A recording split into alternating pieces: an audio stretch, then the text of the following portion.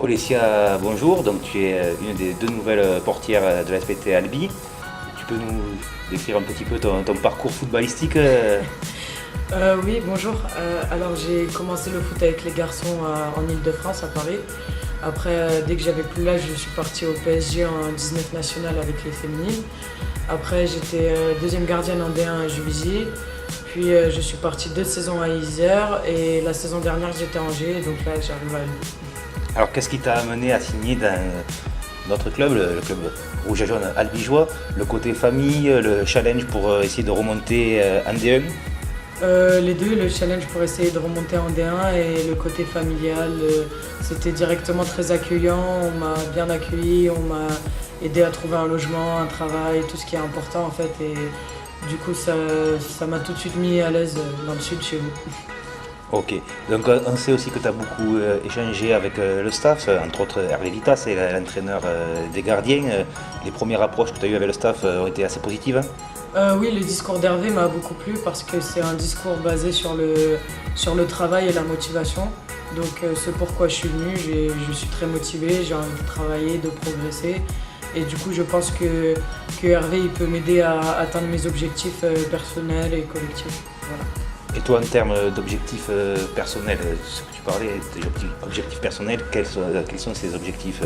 Déjà, j'imagine, essayer d'être la portière titulaire Oui, de l'équipe, et puis peut-être d'autres objectifs en termes de clean sheet, par exemple. le plus possible, c'est le mieux. Oui, bah forcément, être la gardienne titulaire, faire le plus de matchs sans prendre de but, battre mon record qui est de 8 matchs d'affilée. Donc essayer de battre mon record et puis pourquoi pas essayer d'aller chercher l'équipe de France B, j'aimerais bien l'équipe de France, voilà.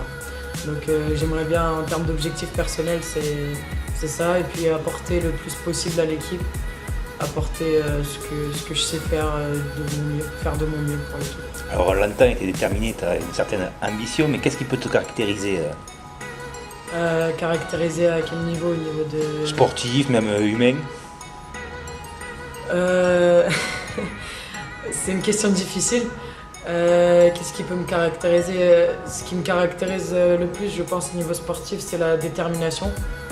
Je suis une mauvaise joueuse, je veux tout le temps gagner, je suis déterminée, je suis une grande bosseuse au niveau des entraînements et très rigoureuse.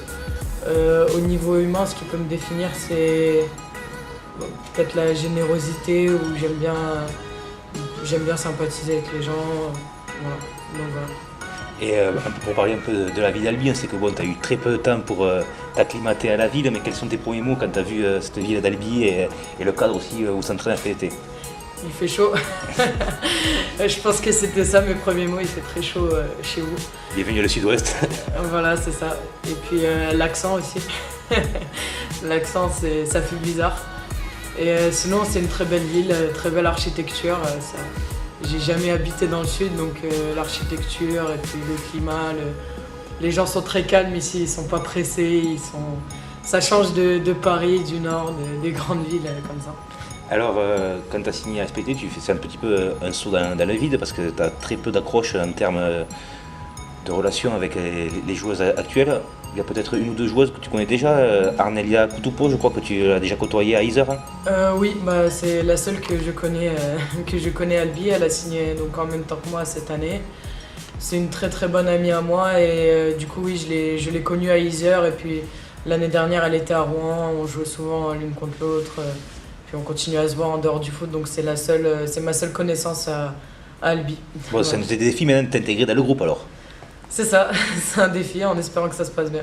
Allez, dernière question, les maîtres mots pour cette saison, quels vont être en deux, trois phrases, tes maîtres mots pour cette saison? En deux, trois mots, clean sheet, victoire et monter en D1.